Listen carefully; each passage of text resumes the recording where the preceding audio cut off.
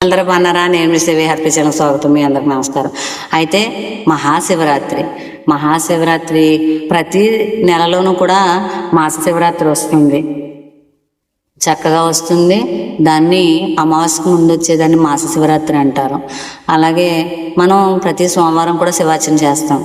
నిజానికి స్త్రీలైనా పురుషులైనా కూడా మనం శివాలయానికి వెళ్ళాలా, ఉపవాసాలు ఉండాలా, అవన్నీ ముందు పక్కన పెట్టండి.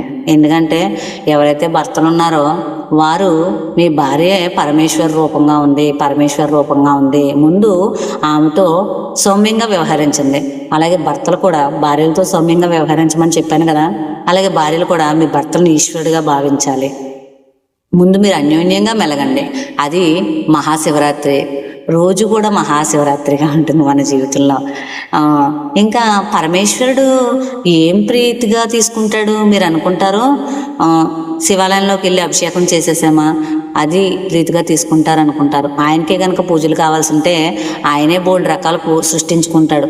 ఇన్ని జలాలు సృష్టించిన గంగనే శిరస్సు మీద పెట్టుకున్న ఆయనకి మనం అభిషేకాలు చేయాల్సి ఉంటుందా? అసలు ఈ వృక్షజాలాన్ని అంతా కూడా ఆయనే సృజించినప్పుడు ఆయనకి మనం పుష్పాలతో పూజలతో అర్చన చేయవలసిన పని ఉంటుందా? సమస్త పిపీలు గది పర్యంతాన్ని ఆయనే సృష్టించిన ఆయనకి మనం ఏమివ్వగలను, ఏం చేయగలను? ఆయన మనకి ఏం చెప్తున్నారంటే, మీరు వివాహ బంధంలోకి వచ్చారు, ముందు మీరు ఒకరితో ఒకళ్ళు అన్యోన్యంగా ఉండండి. అర్ధనారీశ్వరి తత్వంగా నేనున్నాను. నాకు 2 భార్యలు ఉంటే ఒక భార్యని నెత్తి మీద పెట్టుకున్నాను, ఒక భార్యని దేహంలో సగభాగం కింద ఇచ్చాను. ఆయన మనకి ఏం చెప్తున్నారు అనేది మనం చూడాలి. ఆయన అగ్ని త్రినేత్ర కింద పెట్టుకున్నారు, ఎంతో సౌమ్యంగా వ్యవహరిస్తారు.